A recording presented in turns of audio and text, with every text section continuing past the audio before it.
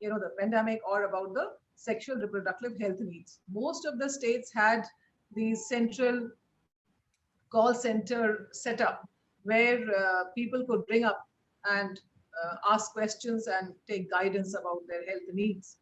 And in this time frame, the Digital India proved to be a boon, and it provided the psychosocial support through the peer groups by use of technology to allay the anxiety and social psychological issues which were faced by these adolescents. Now, lack of community engagement, lack of peer interaction, and this created a hurdle. But by these mechanisms we tried to overcome these issues which were posed due to the pandemic. Now, wherever possible, the community health workers, which are known as ASHAs, they were also trained to use an app which is known as Sathya for information and education. Similarly, MOHFW, worked with the Ministry of Health of Education for rolling out a very ambitious program, which I would like to share with you, which involves both the teachers and the students. This is a program known as School Health and Wellness Program, which promotes long and short-term scholastic benefits to children and adolescents.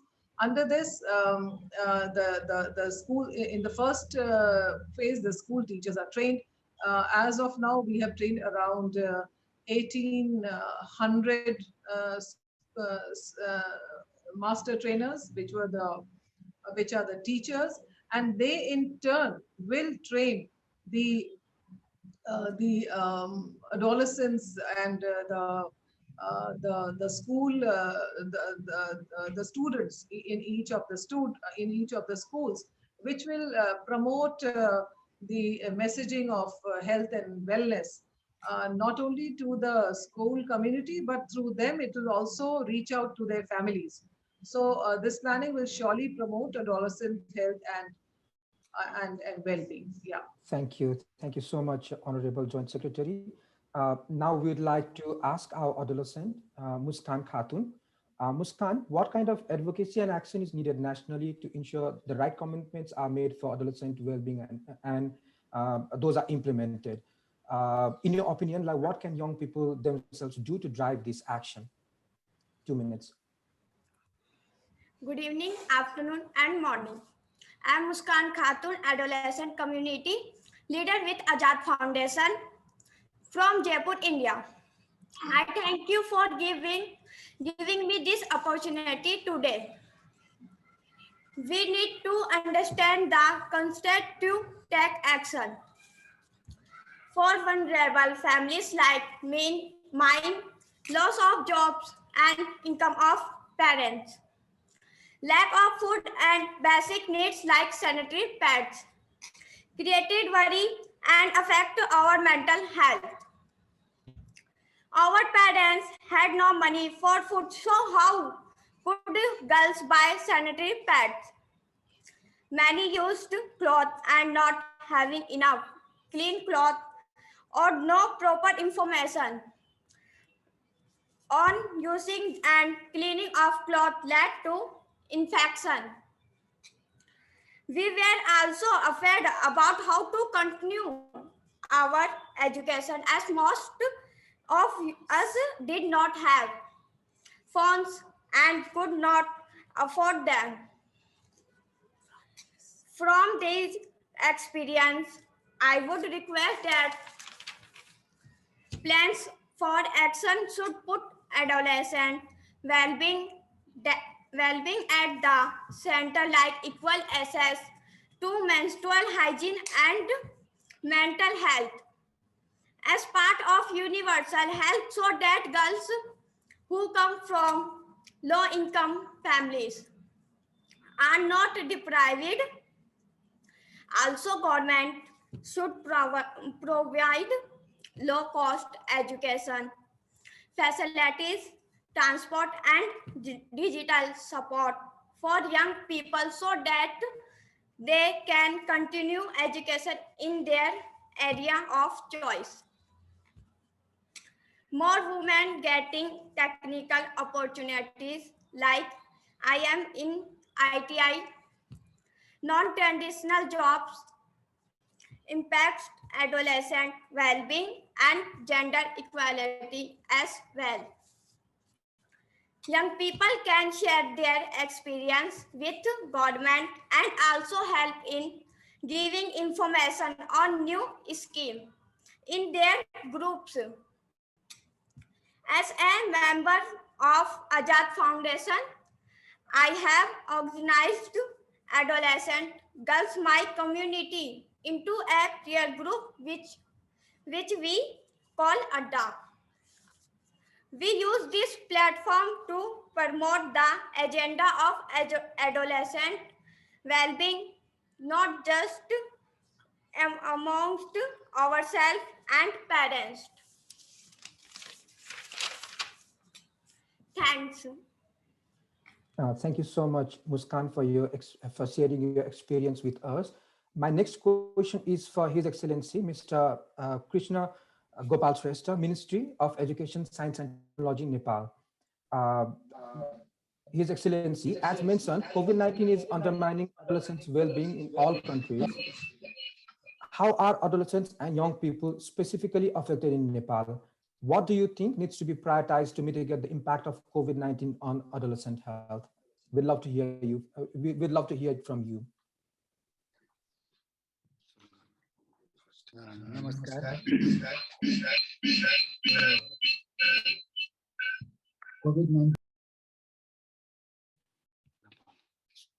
COVID-19 को कारण रोजगारी गुमेको अवस्था छ। COVID-19 को कारण पुरै मुलुक बन्दाबन्दी गर्नु परेकोले अधिकांश उद्योग धन्दा कल कारखाना बन्द हुँदा अधिकांश नेपाली युवाहरूले रोजगारी गुमाउनु परेको छ। त्यस्तै COVID-19 को कारणले शिक्षण सिकाइमा पनि प्रभाव परेको छ। बन्दाबन्दीको कारण सम्पूर्ण शैक्षिक संस्थाहरू बन्द भए। यद्यपि सरकारले शिक्षण सिकाइका वैकल्पिक पद्धतिहरू प्रयोगमा ल्याए पनि अपाङ्ग तथा सीमान्तकृत बालबालिकाहरूको सिकाइमा नराम्रो असर परेको छ। इन्टरनेट पहुँचको विस्तार हुन नसक्दा दुर्गम भेगमा बालबालिकाहरूको सिकाइमा नकारात्मक प्रभाव परेको अवस्था छ। त्यस्तै COVID-19 ले स्वास्थ्यको क्षेत्रमा पनि केही यस्ता समस्याहरू देखा परे जुन कोभिड महामारीका कारण नागरिकहरूमा मानसिक समस्या लगायतका विविध स्वास्थ्य समस्याको सृजना गरेको देखिएको छ।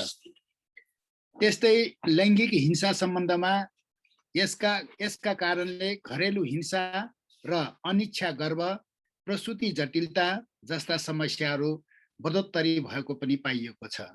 त्यस्तै COVID-19 को असर न्यूनीकरणको प्रयासहरू पनि गरिएको छ। ती प्रयासहरूमध्ये युवाहरूको रोजगारी सृजनाको लागि अभियानको रूपमा युवा स्वरोजगार कार्यक्रम सञ्चालन गरिएको छ।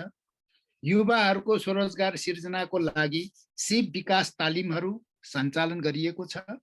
रेडियो, टेलिभिजन, इन्टरनेट पद्धतिबाट बालबालिकाहरूको शिक्षण सिकाइलाई नियमित गर्ने प्रयास पनि गरिएको छ। स्वास्थ्य तथा सरसफाइको प्रवर्धनको लागि विविध कार्यक्रम सञ्चालन गरिएको छ।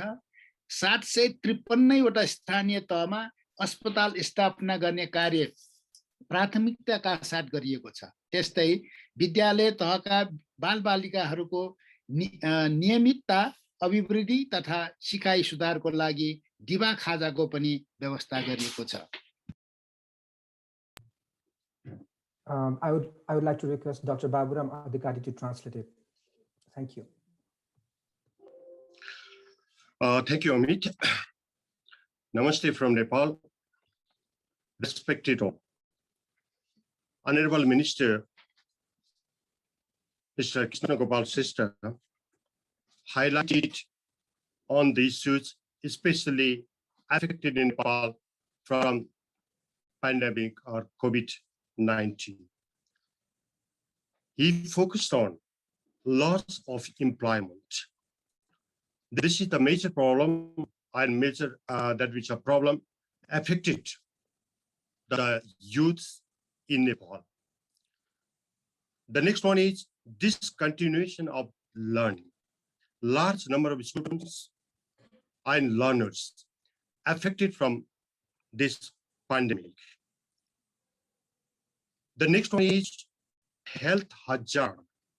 Especially, many problems were found in this pandemic period or during the pandemic periods.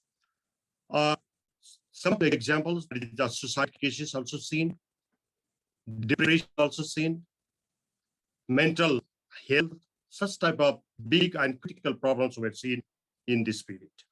The next one is gender-based violence.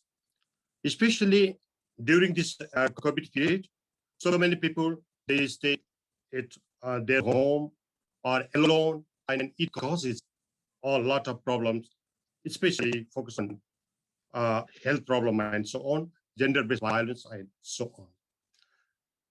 Honorable Minister highlighted some of the issues, some of the points to mitigate the impact of COVID-19 in Nepal, especially what the government of Nepal did. Three levels of a government. There are three levels of a government: state level, provincial level, and local level. And three levels of government have jointly worked with concerned stakeholders, development partners, UN agencies, INGOs, NGOs, media, and more focus for teachers community to mitigate the effect of COVID. For example, youth self-employment program. Government started in this critical period also, the government started youth self-employment program, vocational and skill training program, alternative education program from media, television, FM radios, home-based learning materials, distribution, and all those are the alternatives way. And next one is health and hygiene program. For this, especially the government highlighted on empowering adolescent also young women through the provision of comprehensive sexuality education and a safe learning environment programs to establish hospitals in all local levels. In Nepal, there are 753 local governments, and government started such type of health program, establishing the hospitals or health posts for this issue. And government highlighted for midday meal program, especially from early childhood, that is the ECD to grade 12 students. Thank you. Thank you, His Excellency, for your remarks, and Dr. Baburam Adhikari for your translation. And now we'll head directly to New Zealand, where we have Josiah, our indigenous Samoan young person. We heard on policies and programs to promote adolescent well-being government are working on from our policymakers. How do you see adolescents and youth could facilitate government's efforts to work in line with adolescent well-being framework and address all 5 domains to bring about the change we are looking for? Josiah, you have 2 minutes. E te atua nau te korore te mana whenua o tēnei rohe tēnā koe I hunga mate ki te hunga mate, haere, haere, haere. I just wanted to acknowledge the indigenous people for the land that I am currently on. That's Ngāi Tahu, that's the tribe whose land I'm speaking to you from at almost 2 in the morning. So nice to have some time with you all. In answer to the question, I know there's a second question that hasn't been asked, which I'm also going to slip into the 2 minutes, but it will be 2 minutes.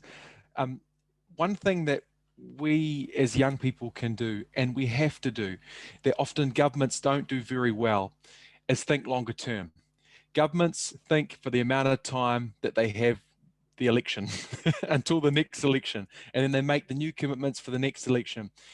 We have an opportunity to remind them of the things that they've made the mistakes of in the past. And this is probably the biggest thing that we can do for future adolescents and for future generations. New Zealand today announced that it's going to have a bubble with Australia. We're going to have this ability to travel between the 2 countries. New Zealand also in the past colonized parts of the Pacific. And to me, it makes a lot of sense that you'd put a priority to address what you've done in the past if you're trying to set to have the future that's a better future. But New Zealand hasn't made that choice. New Zealand said in the future we might have a bubble if with Pacific countries if we can, but they've deliberately chose something which I don't think is the right choice. So we as young people can remind them of those things, and we can better understand our impact on others around us through our own identity, knowing who we are, knowing who we're not. I'm an Indigenous person, I'm also a male, and my privilege as a male is something that I have to keep in check. So across all these domains, there's stuff that we can do through knowing our history and through knowing who we are and who we're not, and then making space for someone else to be them and get the support that they need. Whawhatai. Thank you, Josiah, for your insights. And I would like to now turn towards our His Excellency Minister from Nepal and Honorable Joint Secretary from India regarding what we have heard from our young panelists. And definitely it also echoes sentiment of adolescent and young people across the region to be part of the solution.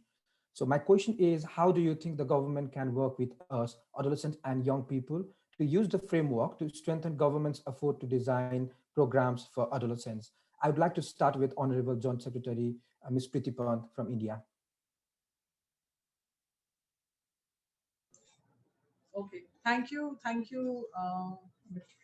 Amit. And as we would again like to say that health and well-being of adolescent population is a key determinant of any country's overall development. And as we are aware that keeping young people's voices at the core of programming is vital for any program success. We acknowledge that young people have the deepest understanding of their own needs and challenges, and therefore we ensure that they play a proactive role in issues pertaining to their health and well-being. And when their voices are made central to the development of adolescents and youth-focused policies, programs, and services, all stakeholders do a better job of identifying and executing the effective solutions. Now, as I would also like to share that our ministry led and supported regional consultations in different regions of the country in 2019, and so as to develop a collective understanding of the present context of adolescent health across the different regions, and to understand what are the strengths, what are the challenges, and what are the various convergence mechanisms that need to be developed to further the adolescent health. And we also suggested recommendations for different stakeholders towards advancing adolescent health of young people of our country. Now, as I would also like to share again that we have a peer educator program under our very ambitious Rashtriya Kishore Swasth कार्यक्रम, which is abbreviated as RKSK program, and which reaches out to the adolescent in their own communities.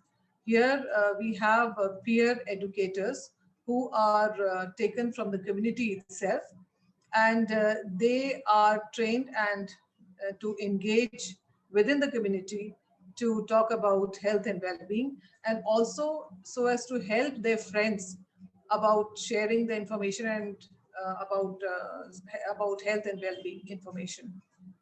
Moreover, these peer educators, we have a concept of organizing adolescent health days. So these educators are involved in organizing and promoting these adolescent health days, which provides an opportunity to influence the families and communities on the requirement of the adolescents. These work as a catalyst, and they bring out change in the norms. They make the society to think about the importance of the adolescents and their health needs and overall their well-being.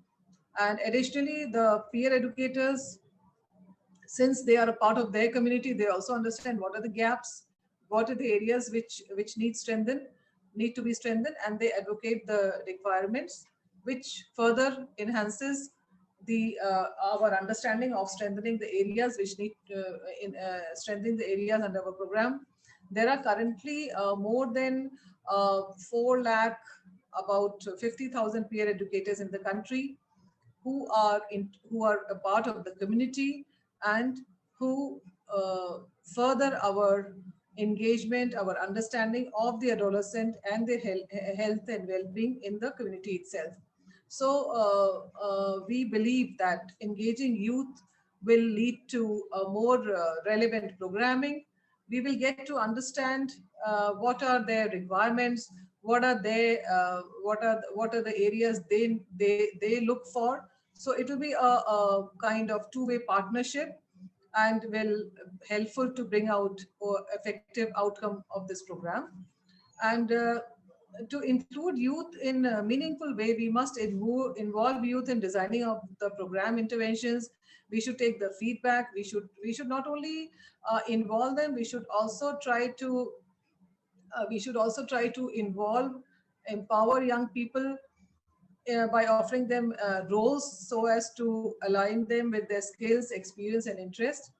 And last but not the least, we should also provide young people with the support and trainings that they need, because training and is something a very important integral part of any health awareness campaign. So that is a very important aspect as well. Thank you so much, Honorable Joint Secretary. Now I would like to turn towards His Excellency Minister Krishna Gopal Shrestha. Please summarize it in 2 minutes. Thank you.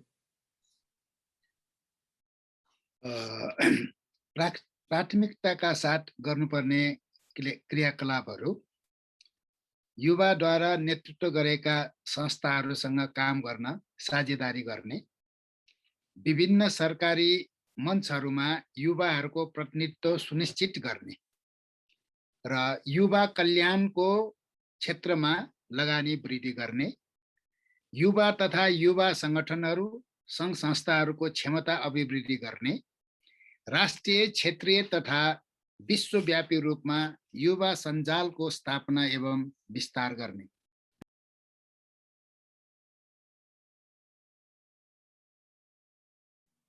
I would like to request for the translation.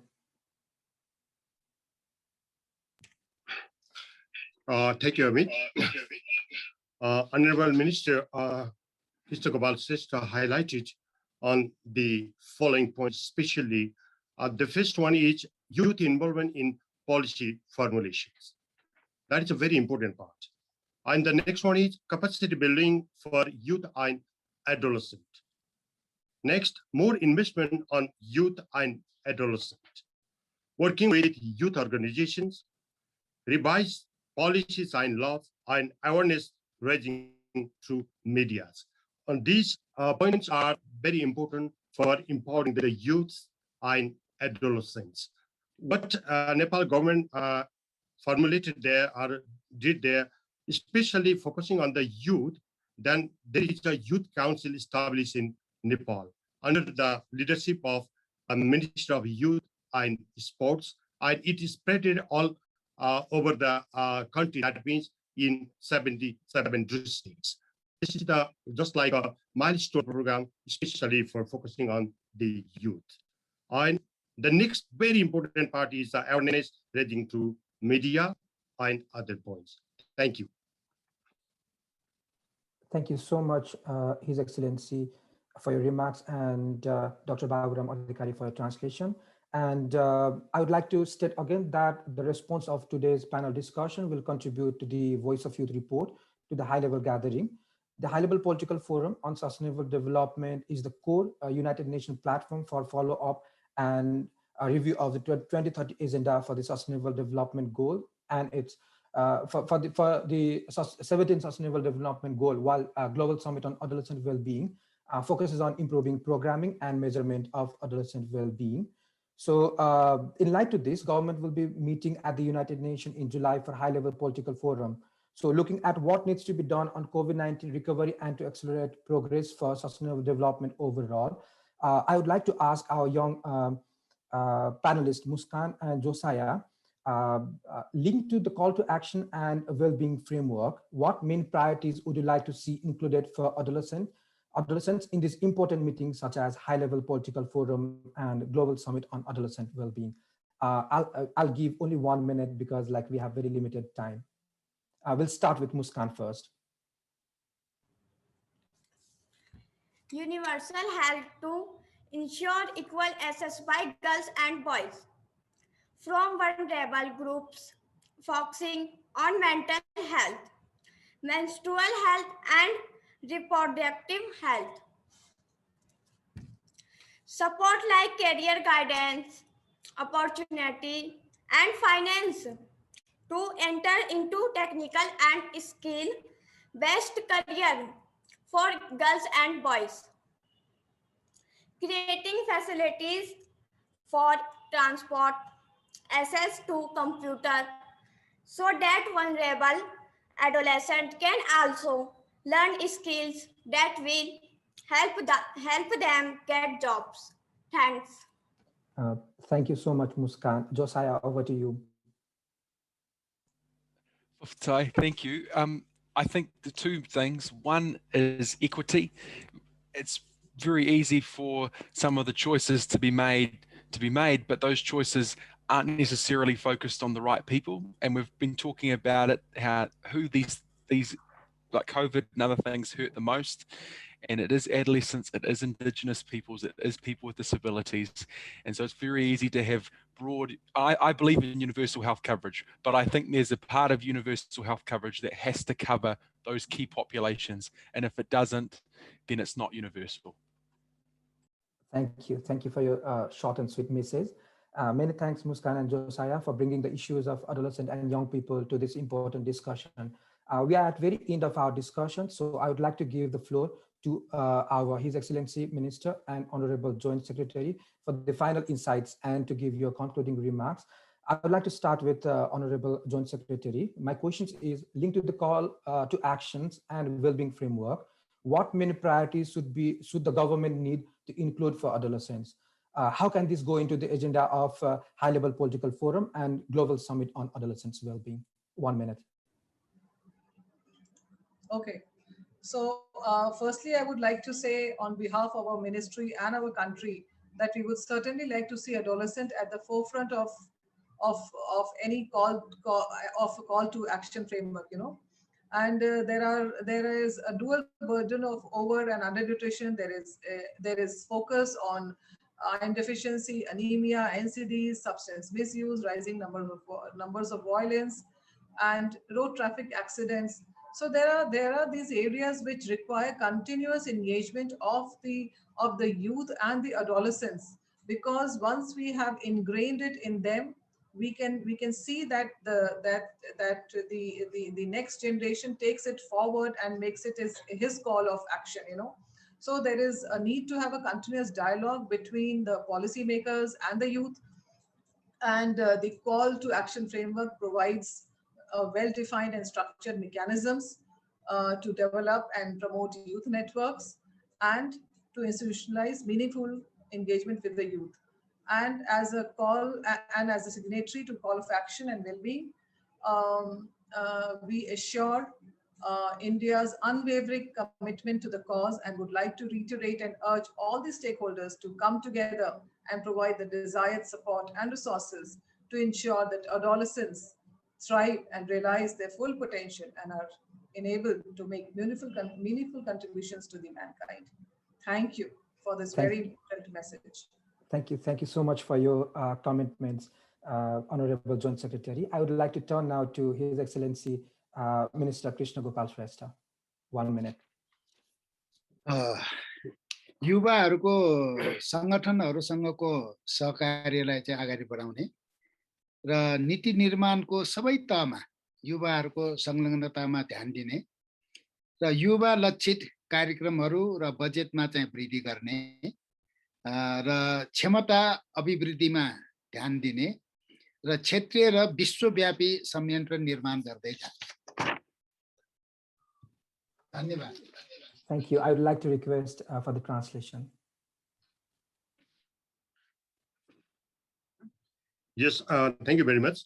Can you hear me? Yes, yes, I can hear you.